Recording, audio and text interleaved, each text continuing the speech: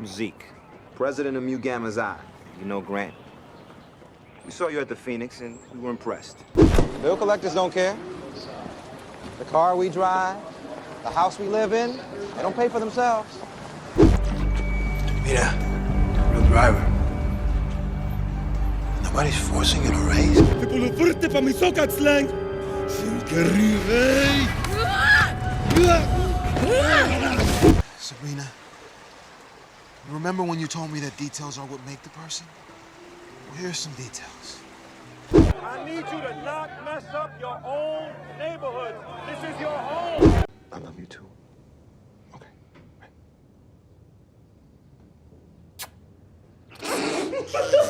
When people ask me how I can be one or the other, I always remind them that I'm both. I'm not one or the other.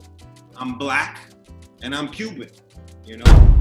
How does a kid from Washington, D.C. with no driver's license end up parking luxury cars to feed his family, then transform into one of Hollywood's most bankable leading men? I was drawing you a picture. You were? Can I see? Oh my goodness, this is beautiful. Thank you, baby. Born on March 25th, 1974, Laz Alonso didn't just break into the entertainment industry. He kicked the door down with a force that Hollywood never saw coming. But what he revealed about his mother's struggle will leave you stunned. And wait until you hear the truth about why he walked away from Wall Street at the peak of his career. That revelation might just change how you see success forever.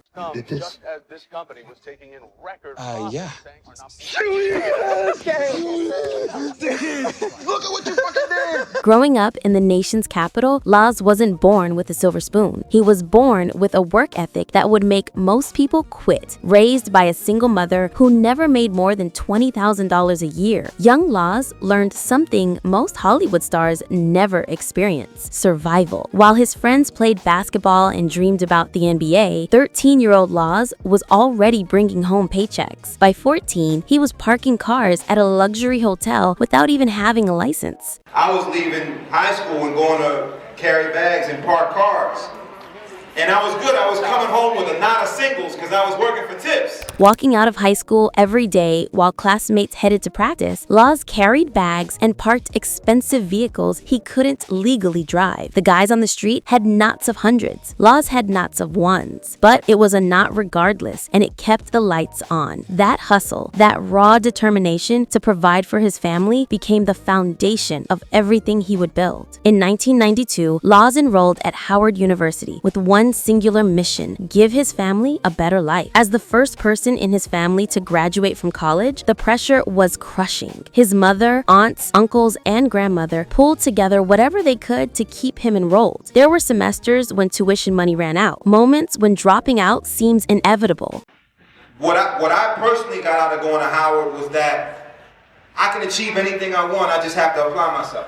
Most of his classmates who stepped away for a semester never came back. They'd get caught up working, accumulating more debt, losing momentum. But Laz found creative ways to stay enrolled, to keep attending classes even when the money wasn't there. Howard University didn't just give him a business degree. It gave him something far more valuable: the unshakable belief that he could achieve anything if he applied himself. After graduating, Laz did what every practical person told him to do. He went to Wall Street. He got the corporate job, wore the expensive suits, played the game. For years, he was building someone else's dream while his own sat dormant, waiting. But something was burning inside him, growing stronger with each passing day. Then came the moment that defined everything. Laz made a decision that terrified everyone around him. He walked away from financial security to chase what seemed like an impossible fantasy: acting. His Wall Street colleagues thought he'd lost his mind. His family worried. But Laz had learned something crucial from his mother's sacrifices and his own years of struggle. Failure. You know, failure was never a consideration in my vocabulary or in my thought process, because we didn't have that luxury. When you have a purpose higher than yourself, when you're not just fighting for your own dreams, but carrying the hopes of everyone who sacrificed for you, you become unstoppable. Failure wasn't an option. It was a luxury Laz couldn't afford. Too many people had invested in him. His mother, his grandmother, his aunts and uncles, they were all losing if he lost. That philosophy propelled Laz through every rejection, every closed door, every casting director who didn't see his vision. The transition was wasn't instant. It took over 7 years of trying, failing, getting small roles, booking commercials, and trying again. Every time he questioned whether he'd made the right choice, something would come through to keep hope alive. In 2001, before he even fully committed to acting full-time, Laz appeared in something that would become a cultural phenomenon: Budweiser's What's Up commercials. Those commercials didn't just sell beer. They became part of American culture. Quoted everywhere, imitated endlessly. The campaign won an Emmy Award and put Laz on the map in an unexpected way. He followed that success with appearances in Toni Braxton's Hit the Freeway music video. Then lended a cameo in the tribute video for the late Alea, Miss You. Still mine. These weren't just random gigs. They were building blocks, each one adding to his visibility, proving he belonged in front of the camera. Laz also participated in ABC's Diversity Showcase, another door he kicked open for himself. He even appeared in the 2003 Alea calendar, showing his range and appeal. But the real breakthrough was coming, and it would arrive with the force of a freight train. Followed by the 2007 ensemble holiday film, This Christmas, alongside Idris Elba, Regina King, Loretta Devine, and Chris Brown. Lisa. What? Never mind. Hollywood was starting to pay attention. In 2009, Variety magazine named him one of the top 10 actors to watch. That wasn't just an honor. It was validation that the Wall Street gamble had paid off. Then came 2009's Fast and Furious, where Laz held his own alongside Vin Diesel and Paul Walker as Phoenix Calderon. He wasn't just another actor filling a role. He was commanding the screen with an intensity that made audiences lean forward. You looked under my hood?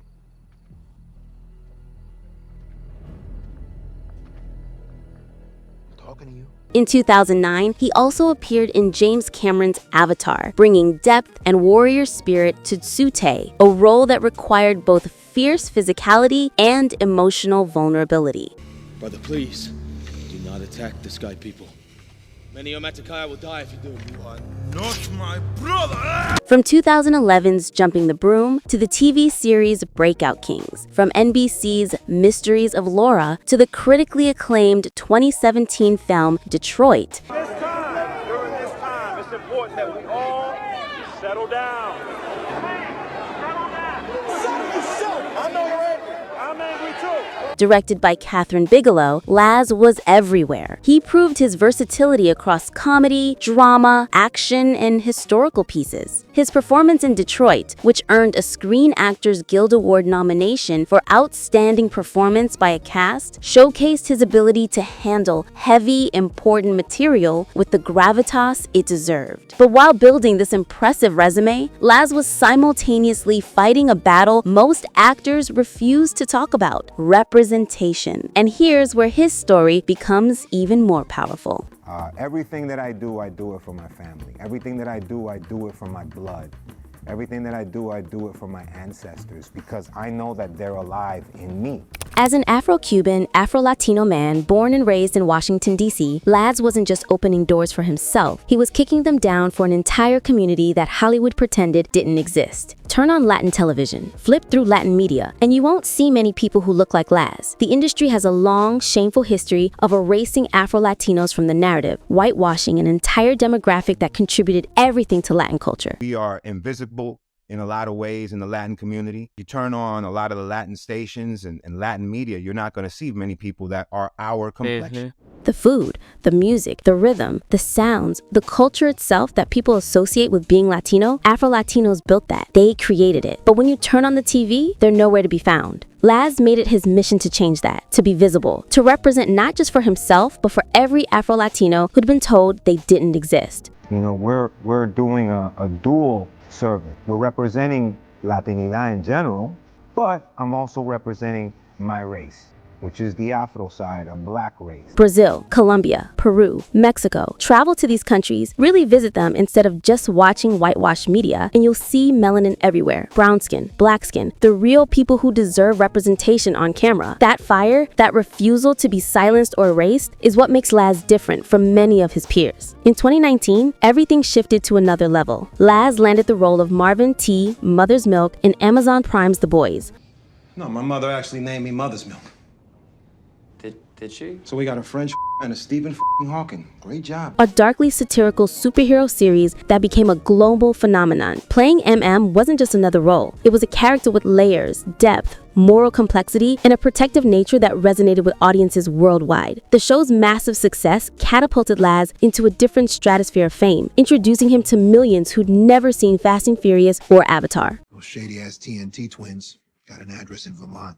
Okay, does Butcher have it? Nope.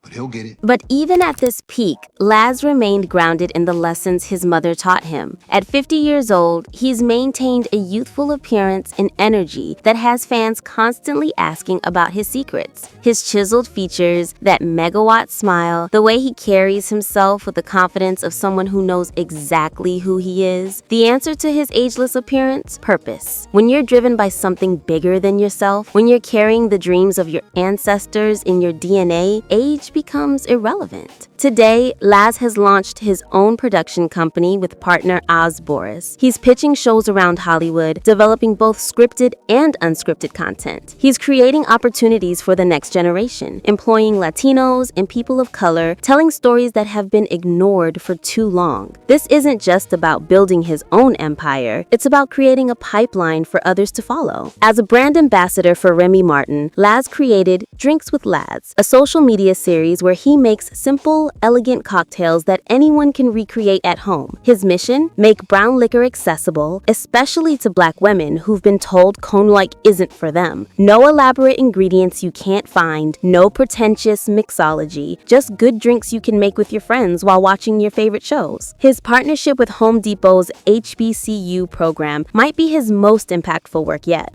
For Home Depot, I work with their HBCU programs. I'm a proud graduate at Howard University. Every year, he travels to Atlanta with other HBCU graduates to judge proposals from historically Black colleges and universities competing for funding to enhance their campuses. These schools don't have the enrollment or endowments that private institutions enjoy, but they produce some of the most successful Black professionals in America. The program recently launched a 72-hour film challenge in partnership with the African American Film Critics Association. The winner gets their film premiered at the Africa Awards in Los Angeles during Oscar season, with every major studio executive, director, and producer in attendance. That's the kind of opportunity that changes lives. So first, start with the burning desire. Then secondly, start building the foundation for success. And then last but not least, truly believing in your product. When asked about his keys to success, Laz laid out 3 non-negotiable principles. First, authentically connect with your burning desire. It can't be because someone else did it or it looks glamorous. It has to be something you truly cannot see yourself happy without. Second, build your foundation through relentless preparation. Take classes, watch YouTube University, do your homework so when you launch, you're not scared or timid. Third, launch with full confidence and stand 10 toes down, prepared for criticism even from those closest to you. Despite all his success, despite Avatar and Fast and Furious and The Boys, Laz revealed something that shocked everyone. Produce television, produce film, and employ Latinos so that we can tell more stories. He still doesn't feel like he's hit his stride. At 50, with decades of accomplishments behind him, Laz believes his best work is ahead. He wants to tell hundreds more stories, not just as an actor, but as a producer, employing people, multiplying his ability to impact culture. When I have been dating, usually I don't disclose. But, for me, I'm a very, very private person when it comes to dating. Through it all, Laz remains fiercely private about his personal life. When asked about dating and relationships, he's clear. He doesn't hide, but he doesn't promote either. He'll go to restaurants and events with someone he's dating, but he's not posting couple photos or treating his relationship like a brand partnership. He's learned that lesson watching other celebrities. Once you invite millions of strangers into your home through social media, it's hard to kick them out when things go wrong. Besides, he doesn't even want his own family's opinions happen sometimes. If he crashes and burns, he'll own it privately. His net worth estimated between $2 million and $4 million as of 2025 reflects a career built on smart choices rather than chasing every paycheck. Some projects blessed him financially, others blessed him creatively, and the rare ones did both. But Laz never looks a gift horse in the mouth. Every role, every opportunity paid bills and moved him closer to his ultimate goal. What's next for Laz Alonso? He's currently developing multiple projects through his production company, including scripts that center Afro-Latino stories and experiences. He continues his work with Remy Martin and Home Depot. The boys recently wrapped another explosive season, and somewhere in the background, Laz is building something else. Something he hasn't announced yet, but that people close to him say will redefine what it means to be an Afro-Latino producer in Hollywood. Oh, and did you notice how good he still looks after all these years? He looks like he hasn't aged a bit. What most people don't realize about Laz is that every single move he makes is calculated. Not in a manipulative way, but in the way someone who grew up with nothing calculates every risk. When he talks about his mother making less than $20,000 a year, when he remembers coming home with those knots of singles from parking cars, he's not just sharing nostalgia. He's explaining the math that runs through his head every time he makes a decision. I've been rocked. Yes, sir. I've been rocked. You know, but have I stayed down? No. Adversity never got easier for Laz. The challenges never became smaller as he climbed higher. Success doesn't insulate you from being rocked by life. He's been rocked plenty of times. Projects fell through, relationships ended, roles he thought were guaranteed went to someone else. But here's the difference. Laz doesn't live in fear of getting knocked down. He focuses on what's within his power to do once he hits the ground. He exhausts every resource, explores every option, because staying down simply isn't acceptable. That mindset comes from never having the luxury of a safety net. He never had an older brother to call for 10 grand or 30 grand to get him through a rough patch. What he does have, what he's eternally grateful for, are friendships tighter than some blood relationships. And not bother people and not ask for favors and not ask for help. I'm gonna just figure it out. That ain't always good. That ain't always. Sometimes you need to lean on people. One thing Laz is still learning at 50, how to ask for help. Growing up as an only child with a single mother taught him to navigate life independently, to not bother people, to figure things out alone. That's not always healthy. Sometimes you need to lean on others, to open up about your problems, to accept that you don't have to carry everything by yourself. But when you've been the provider since you were 13, when people have depended on you for so long, switching that dynamic feels foreign. His faith remains the core of everything. Without it, Laz says he simply couldn't function. Faith is more than fuel. It's the seed for miracles. Miracles can't happen without intention, and intention can't exist without faith and belief. You have to believe that what you're doing will manifest. Every brick you lay, every small action you take is part of building something massive. I believe that faith is the seed for miracles to happen. Laz sees himself as an antenna, a vessel. He doesn't create anything original. God plants signals, ideas, visions in his mind. The difference between Laz and countless others who receive the same signals, Laz does something about it. He takes action. Plenty of people get the same divine downloads, but they don't move on them. They hesitate, doubt, wait for the perfect moment that never comes. Laz got the signal to become an actor 25 years ago and bet everything on it with the same confidence he has today. Looking at his filmography reveals a man who's never been afraid to take risks. To the high-octane action of Fast and Furious, from the sci-fi epic Avatar to the gut-wrenching historical drama Detroit, from the legal procedural mysteries of Laura to the violent satire of The Boys, Laz has proven he can do it all. Each role added another tool to his arsenal, another skill to master.